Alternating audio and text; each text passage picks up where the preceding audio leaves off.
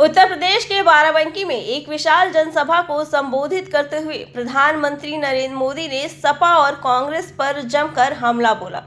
PM Modi ने कहा कि जैसे जैसे चुनाव आगे बढ़ रहा है, ये एनडीए गठबंधन वाले ताश के पत्ते की तरह बिखरने लगे हैं।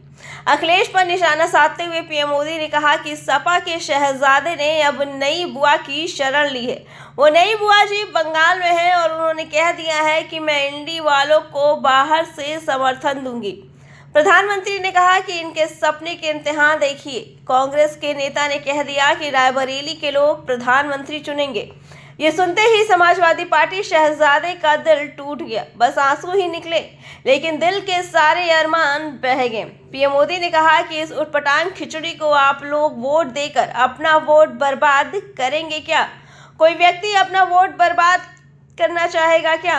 इंडिया गठबंधन वाले अगर सांसद बनता है तो उसकी पार्टी का क्या काम करेगी? उसकी ये मापदंड होगा कि तुमने मोदी को एक दिन में कितनी गाली दी, कैसे गाली दी। उसे मोदी परेशान होगा या मोदी परेशान नहीं होगा, बस यही काम होगा। पीएम मोदी ने कहा कि आपको काम करने वाले और आपका भला करने वाले सांसद चाहिए। 5 साल मोदी को गाली देने वाले नहीं, क्षेत्र का विकास करने वाले सांसद चाहिए। इसके लिए आपके पास एक ही विकल्प है और वो है कमल। कमजोर सरकार का पूरा फोकस इस बात पर रहता है कि समय कैसे भी समाप्त हो जाए। आपको विकास की तेज रफ्तार चाहिए, वो सिर्फ दमदार सरकार ही दे सकती है। पीएम मोदी ने कहा, यहाँ सपा के बड़े नेता ने रामनवमी के दिन कहा कि राम मंदिर तो बेकार है, वहीं कांग्रेस तो राम मंदिर पर सुप्रीम कोर्ट का फैसला पलटने की तैयारी कर रही है। इसके लिए सिर्फ अपना परिवार और पावर ही मायने रखते हैं। सपा कांग्रेस वाले अगर सरकार में आए तो रामलला को फिर से टेंट में भेजेंगे और मंदिर पर बुलडोजर चलवा देंगे। उन्होंने कहा कि योगी जी से ट्रेनिंग लो कि बुलडोजर कहां चलाना है और कहां नहीं। पीएम मोदी ने आगे कहा कि सपा कांग्रेस के लिए अपने वोट बैंक से बड़ा कुछ नहीं, लेकिन जब मैं इनकी पोल खोलता हूं तो ये बेचैन हो जाते हैं, इनकी नींद हराम हो जाती है, ये गालियां देना शुरू कर देते हैं। प्रधानमंत्री ने कहा कि सपा कांग्रेस तुष्टीकरण के आगे घुटने टेक चुकी है और मोदी जब इनकी सच्चाई देश को बता रहा है तो ये कहते हैं कि मोदी हिंदू मुसलमान कर रहा है, जिससे वोट बैंक के पीछे ये लोग भागते हैं, वो भी अब इनकी सच्चाई समझने लगे हैं। 3 तलाक कानून से खुश हमारी माताएं बहनें भाजपा को लगातार आशीर्वाद दे रही हैं। उन्होंने कहा कि जब संविधान बना तब संविधान सभा ने निर्णय किया था कि धर्म के आधार पर आरक्षण नहीं होगा, लेकिन 10 साल पहले इन लोगों ने धर्म के आधार पर आरक्षण देने की कोशिश की थी। कर्नाटक में तो इन्होंने ये भी कर दिया, वहां इन्होंने सब मुसलमानों को रातों रात ओबीसी बना दिया। ओबीसी को मिले आरक्षण में से बहुत बड़ा हिस्सा इन्होंने वहां लूट लिया। आगे प्रधानमंत्री ने और क्या कहा, चलिए आपको सुनाते हैं। बाराबंकी लोकसभा क्षेत्र से भारतीय जनता पार्टी की प्रत्याशी श्रीमती राजरानी रावत जी प्रदेश सरकार में मंत्रिमंडल के मेरे सहयोगी श्री सतीश चंद्र शर्मा जी, सभी माननीय जनप्रतिनिधिगण, भारतीय जनता पार्टी, अपना दल, निषाद पार्टी, सुहेल देव राजभर पार्टी और एनडीए के अन्य सभी सहयोगी दलों के सभी पदाधिकारीगण और भारी संख्या में उपस्थित बाराबंकी की इस पावन धरा पर सभी उपस्थित बहनों और भाइयों, देश के अंदर 4 चरणों के चुनाव अब तक संपन्न हो चुके हैं। 3 चरण बाकी हैं, लेकिन पूरे देश के अंदर पहली बार हो रहा है जब जनता जनार्दन ने उत्तर, दक्षिण, पूरब, पश्चिम चारों ओर पहले से इस बात के लिए आश्वस्त है कि जब 4 जून को परिणाम आएंगे तो परिणाम के फलस्वरूप अभी से आश्वस्त है कि जीतेंगे तो जीतेंगे तो, आएंगे तो, और इसका कारण है, यही कारण है कि हर ओर से एक ही नारा गूंज रहा है। वह नारा है कि फिर एक बार,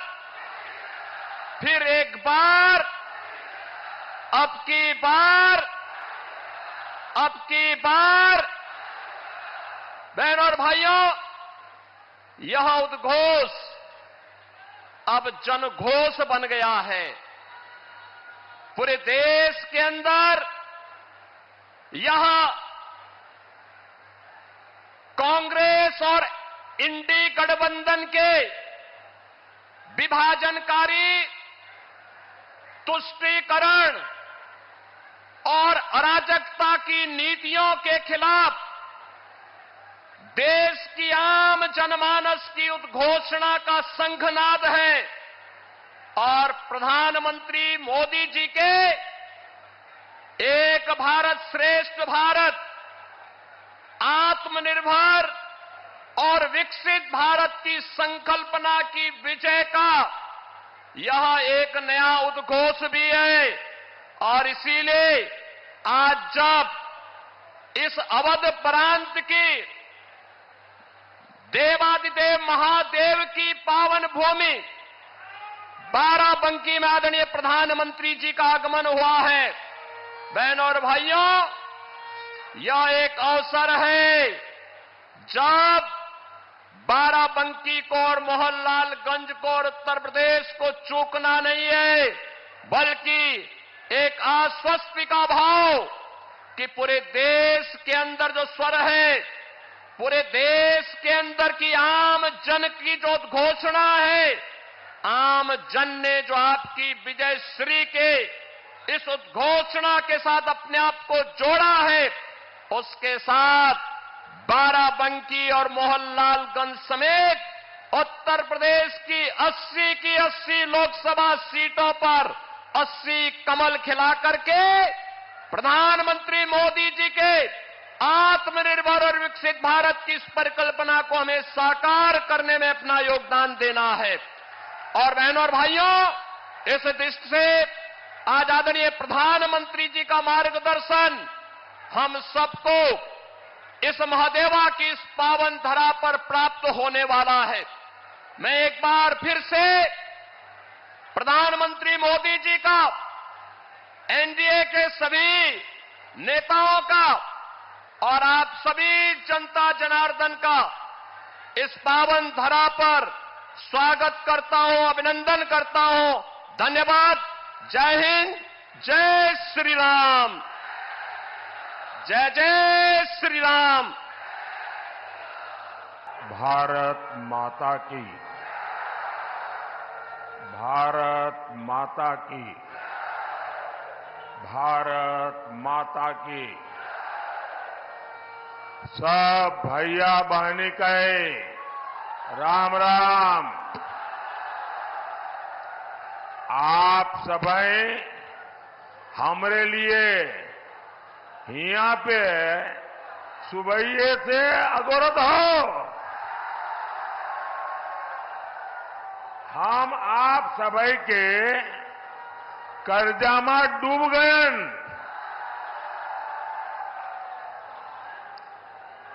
आपके इस कर्ज को मैं और ज्यादा मेहनत करके चुकाऊंगा।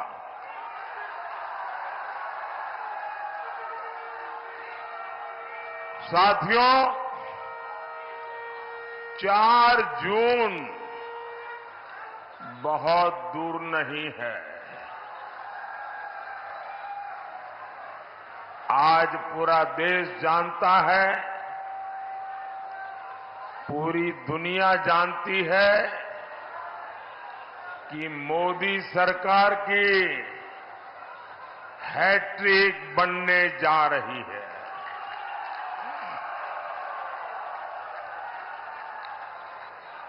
नई सरकार में मुझे गरीबों के लिए,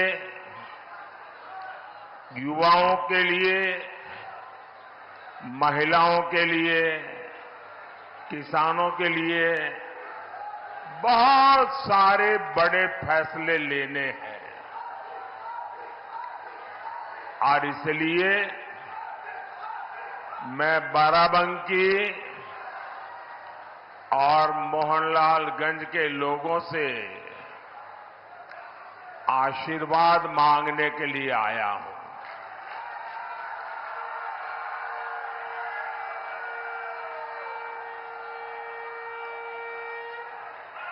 साथियों, आज आपके एक तरफ देश हित के लिए समर्पित बीजेपी एनडीए इसका गठबंधन है और दूसरी तरफ देश में अस्थिरता पैदा करने के लिए इंडी गठबंधन मैदान में है। जैसे जैसे चुनाव आगे बढ़ रहा है, ये इंडी वाले ताश के पत्तों की तरह बिखरना शुरू हो गए हैं।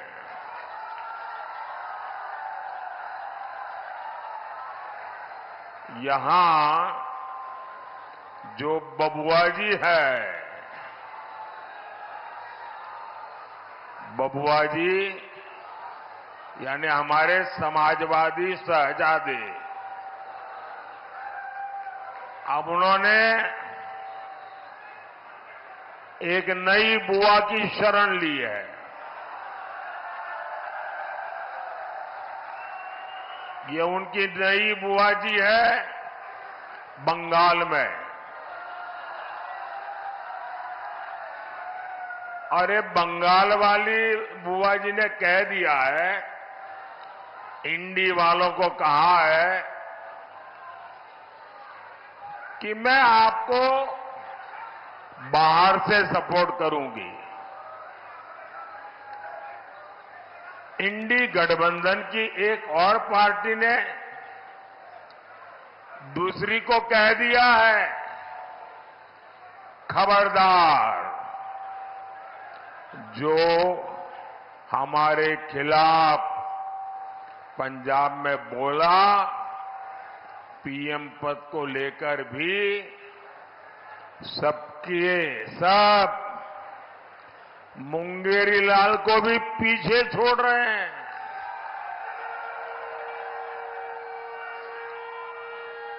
इनके सपनों की इंतहा देखिए। कांग्रेस के एक नेता ने कह दिया कि रायबरेली के लोग प्रधानमंत्री चुनेंगे। ये सुनते ही समाजवादी शहजादे का दिल ही टूट गया। बस आंसू नहीं निकले, लेकिन दिल के सारे अरमा बह गए।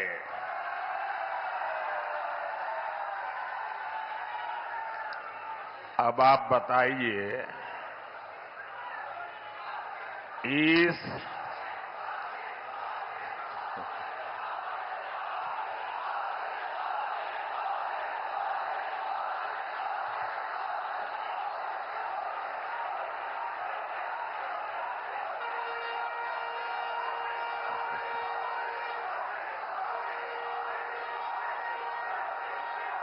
आप सब लोग इतने तेज तरार है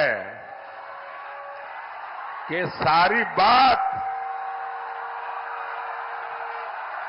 इशारों में समझ लेते हो।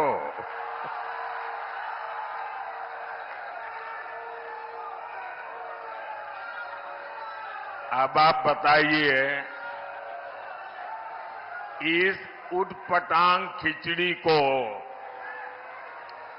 आप लोग वोट देकर अपना वोट बर्बाद करोगे क्या? कोई भी अपना वोट बर्बाद करना चाहेगा क्या?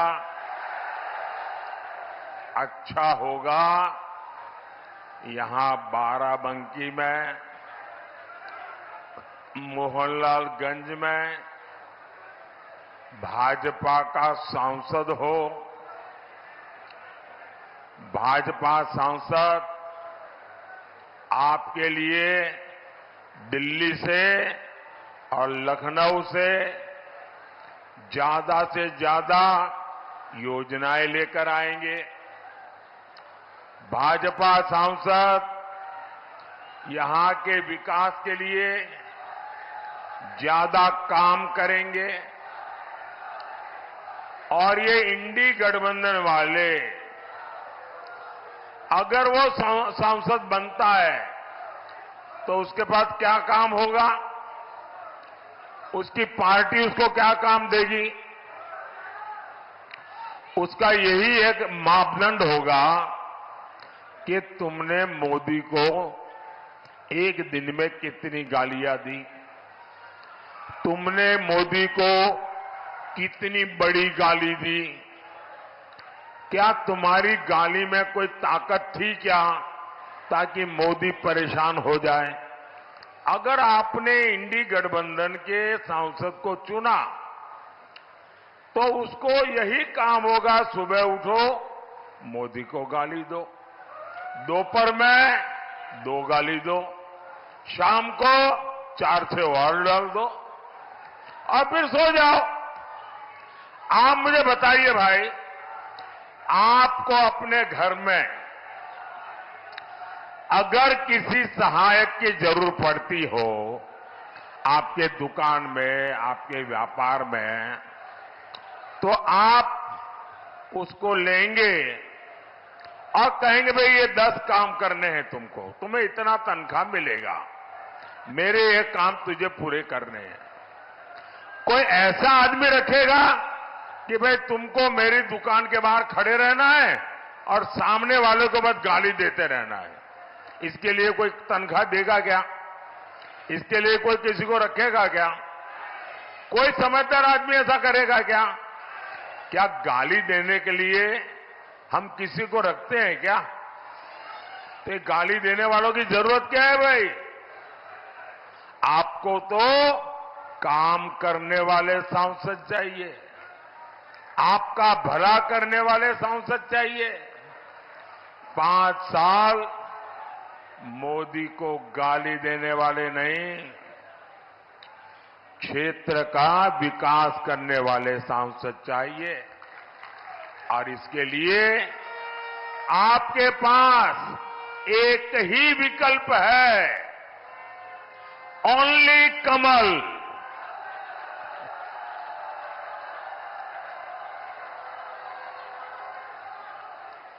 और इसलिए बाराबंकी से बहन राजरानी रावत जी और मोहनलालगंज से भाई कौशल किशोर जी को हर बूथ पर विजयी बनाना है। साथियों, जब देश में दमदार सरकार होती है तो फर्क भी साफ साफ दिखता है। कमजोर सरकार का क्या है? आज है, कल नहीं है। कमजोर सरकार का पूरा फोकस इस बात पर होता है कि किसी तरह उनकी गाड़ी चलती रहे, समय पूरा हो जाए। आप मुझे बताइए, यहां नौजवान भी है, किसान भी है, तो बड़ी आसानी से समझ जाएंगे। आप मुझे बताइए, 100 सीसी के इंजन से, 100 सीसी के इंजन से आप 1000 सीसी की रफ्तार ले सकते हैं क्या? ले सकते हैं क्या? आपको विकास की तेज रफ्तार चाहिए तो वो सिर्फ दमदार सरकार ही दे सकती है, बीजेपी सरकार ही दे सकती है। साथियों, भाजपा की दमदार सरकार का मतलब क्या होता है, ये हमारा अवध बेहतर जानता है, उससे भला अच्छा और कौन जान सकता है। यहां बाराबंकी से लोग राम नाम वाली ईंट लेकर अयोध्या के लिए पैदल निकले थे।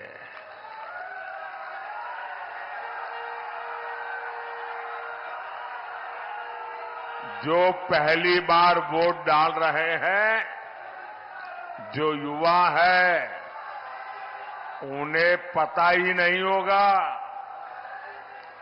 500 साल के इंतजार के बाद, 500 साल का इंतजार, ये इतिहास की बहुत बड़ी घटना है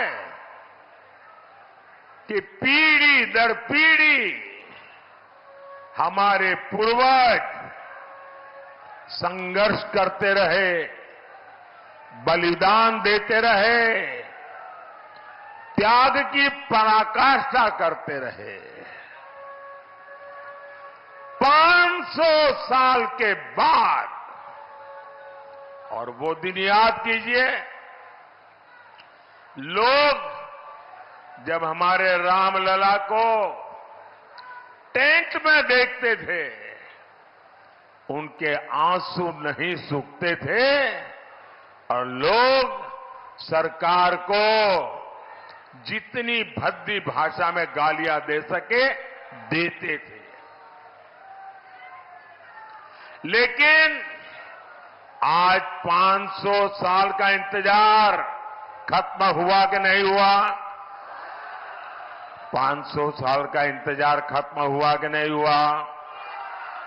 रामलला भव्य मंदिर में विराजित हुए कि नहीं हुए? किसके कारण? किसके कारण? किसके कारण? किसके कारण? अरे भाई, मोदी मोदी मत करो, ये तो आपके एक वोट के कारण हुआ है। ये आपके वोट की ताकत है, जिसने एक दमदार सरकार बनाई, एक मजबूत सरकार बनाई और आपका 500 साल का इंतजार समाप्त हुआ। आपका वोट 500 साल का इंतजार खत्म कर सकता है।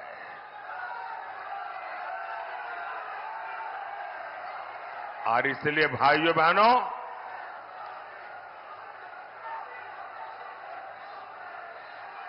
कमल के निशान पर बटन दबा के आगे भी ये दमदार सरकार बनानी है और दमदार फैसले भी लेने हैं। लेकिन साथियों, दूसरी तरफ ये कांग्रेस वाले, ये सपा वाले क्या कह रहे हैं?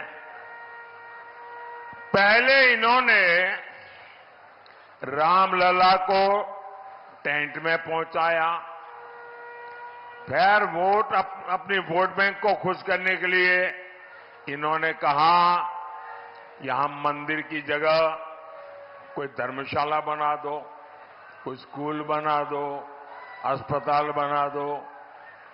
अब जब मंदिर बन गया तो उन्होंने इतना पेट में जहर भरा पड़ा है, इतना जहर पड़ा है, पता नहीं उनकी राम से क्या दुश्मनी है।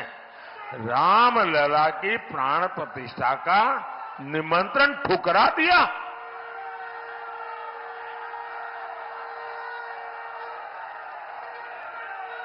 अब यहां सपा के बड़े नेता यहां तक कहते हैं, और वो भी रामनवमी के दिन कहते हैं, ये राम मंदिर को बेकार बताते हैं, भद्दी भद्दी बातें करते हैं। और कांग्रेस तो राम मंदिर पर सुप्रीम कोर्ट का फैसला पलटने की तैयारी कर रही है।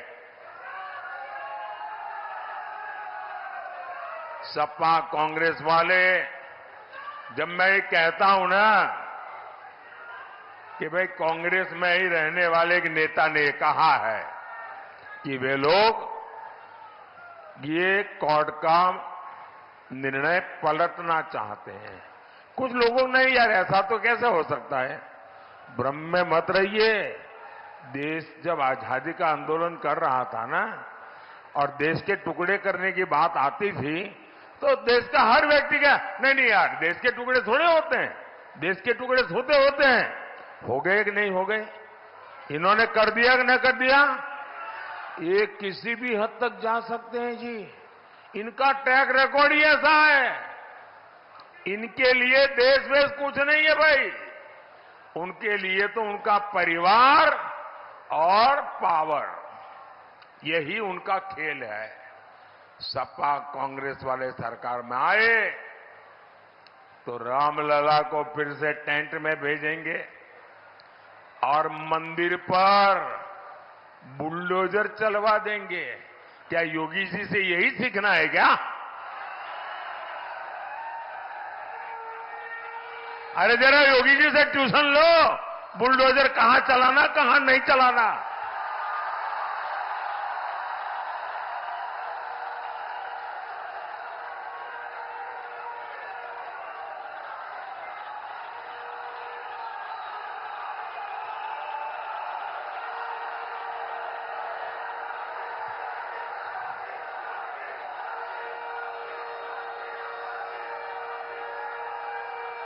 साथियों, ये चुनावी सभा के लिए मैं कहने के लिए नहीं आया हूं। मुझे चिंता है क्योंकि उनका ट्रैक रिकॉर्ड ऐसा है। यही इनकी साजिश है। आप ऐसे लोगों को अगर आप वोट दे सकते हैं क्या? ऐसे लोगों को वोट दे सकते हैं क्या? साथियों, ऐसे लोगों तो वोट तो छोड़िए, ऐसी सजा करनी चाहिए, ऐसी सजा करनी चाहिए उनकी जमानत जब्त हो जाए। साथियों, सपा कांग्रेस के लिए अपने वोट बैंक से बड़ा कुछ नहीं है। और जब मैं इनकी पोल खोलता हूं तो ये बेचैन हो जाते हैं, नींद हराम हो जाती है। लेकिन फिर क्या करते हैं, जैसे बहुत बुखार चढ़ जाए ना तो वो आदमी कुछ भी बोलता है, ये भी कुछ भी बोलना शुरू कर देते हैं, ऐसी गालियां देते हैं। आप मुझे बताइए, बाबा साहब आंबेडकर जब संविधान बन रहा था तब धर्म के आधार पर आरक्षण के सबसे बड़े विरोधी थे। धर्म के आधार पर आरक्षण नहीं होगा, ये संविधान सभा ने निर्णय किया था और सोच विचार करके किया था। अरे इतने ही नहीं, इनके परनाना ने भी धर्म के आधार पर आरक्षण का विरोध किया था। लेकिन 10 साल पहले यहां यूपी में इन लोगों ने धर्म के आधार पर आरक्षण देने की कोशिश की थी और कर्नाटका में तो कर दिया। कर्नाटका को उन्होंने अपनी लेबोरेटरी बनाया है। इन्होंने कर्नाटका में क्या किया, जितने मुसलमान थे उन सब मुसलमानों को रातों रात ओबीसी बना दिया, थप्पा मार दिया, कागज निकाल दिया। अब जो ओबीसी को आरक्षण मिला था उसमें से बहुत बड़ा हिस्सा ये लूट करके चले गए और लोग वहां हाथ घिसते रह गए। क्या यहां आपका आरक्षण कोई लूट जाए आपको मंजूर है क्या? क्या आरक्षण लूटने देंगे क्या? क्या ओबीसी का हक छीनने देंगे क्या? क्या एससी का हक छीनने देंगे क्या? एसटी का हक छीनने देंगे क्या? अरे बाबा साहब आंबेडकर ने जो दिया है उसको कोई हाथ नहीं लगा सकता है। और बिहार के इनके चारा घोटाले के जो चैंपियन है ना, अदालत ने जिनको सजा फरमाई है, अभी जेल से तबीयत के बहाने बाहर घूम रहे हैं, वो तो यहां तक कह रहे हैं कि पूरा का पूरा आरक्षण अब मुसलमान को मिलना चाहिए। अब मुझे बताइए, इसका मतलब दलित, आदिवासी, पिछड़े, ओबीसी, इनके पास कुछ बचेगा ही नहीं भाई। मैं आपकी रक्षा करने के लिए, आपके अधिकारों की रक्षा करने के लिए 400 पार मांगता हूं आपसे।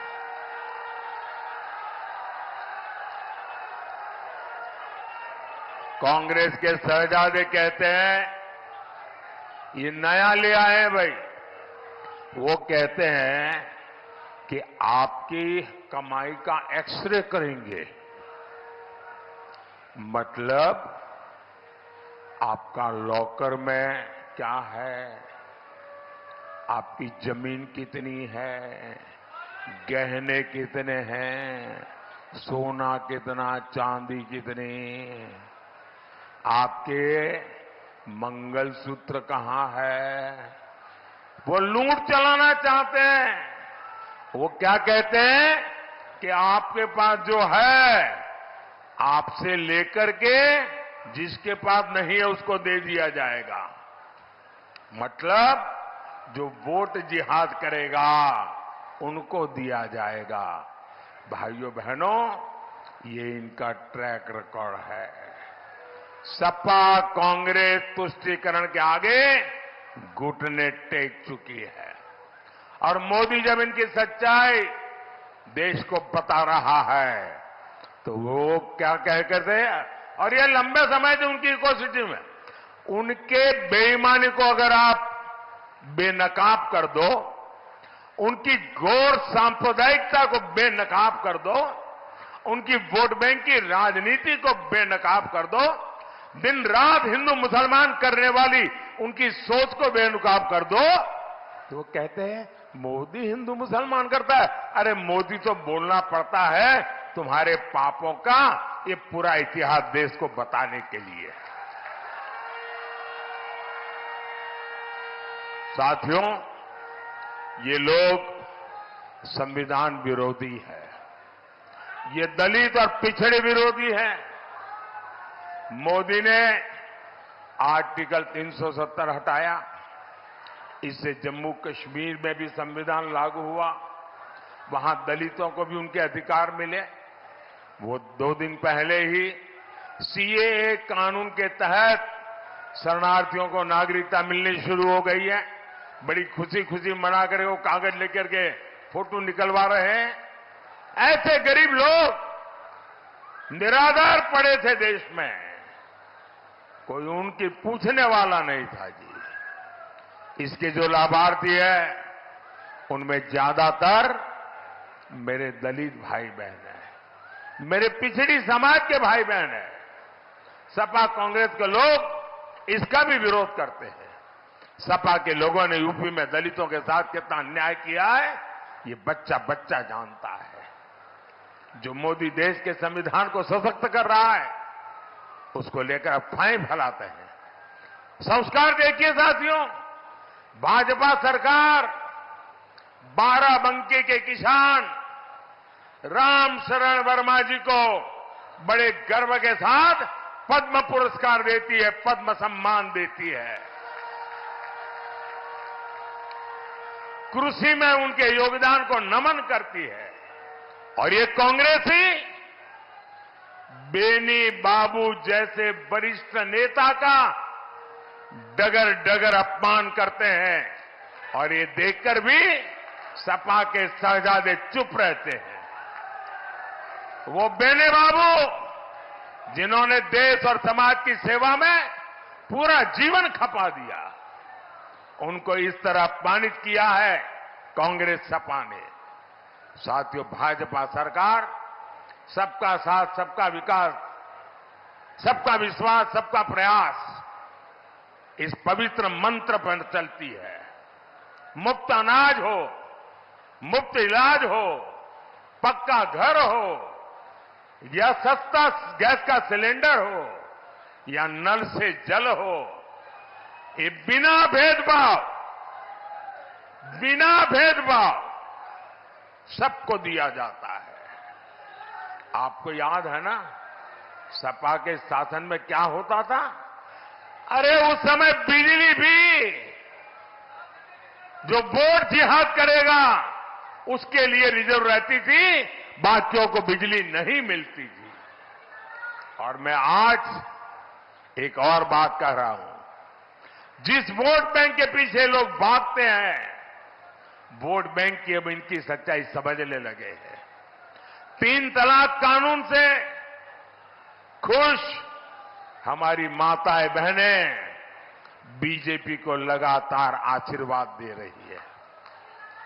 भाइयों और बहनों, राम काज से आगे अब राष्ट्र काज का समय है। राम काज की प्रेरणा राष्ट्र काज के लिए है। यहां मैठा की खेती बहुत होती है। ऐसी हर कृषि उपज से जुड़े प्रोसेसिंग उद्योग के लिए यहां अनंत संभावना है।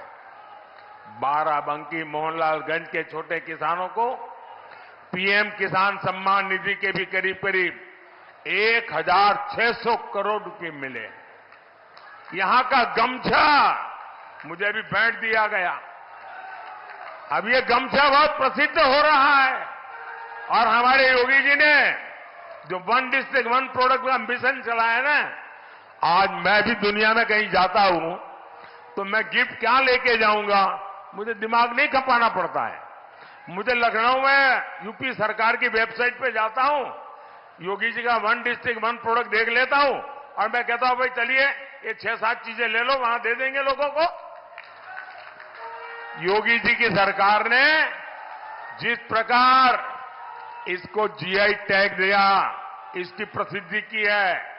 साथियों, आप तो जानते हैं मैं 2014 से काम में लगा हूं, स्वच्छता अभियान, सफाई कर रहा हूं।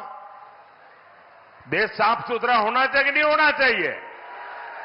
स्वच्छता होनी चाहिए कि नहीं होनी चाहिए? और हमारे मोदी जी और हमारे योगी जी भी सफाई कर रहे हैं, वो भी सफाई होनी चाहिए ना। दुर्गंध आती है तो नींद आती है क्या? तो दुर्गंध हटानी पड़ती है ना। तो योगी जी वो काम भी बड़े अच्छा कर रहे हैं। और ये सफाई होने के कारण अब उत्तर प्रदेश में निवेश का माहौल बना है। लोग विश्वास के साथ उत्तर प्रदेश में उद्योग धंधे के लिए रुपये लगाने के लिए तैयार हुए। साथियों, जहां जहां राम के निशान है उन क्षेत्रों को रामायण सर्किट के तहत विकसित बनाने की योजना। यहां तो सत्रिक आश्रम है जहां राजकुमारों की शिक्षा दीक्षा हुई थी। महादेव कॉरिडोर के विकास का काम भी चल रहा है। ऐसे विकास कार्य हमारी विरासत को भी सशक्त करेंगे और पर्यटन उद्योगों से युवाओं को नए अवसर भी देंगे। साथियों, विकास और विरासत, ये विकसित भारत बनाने के लिए आपके आशीर्वाद मांगता है। आपको भारी मतदान करना है।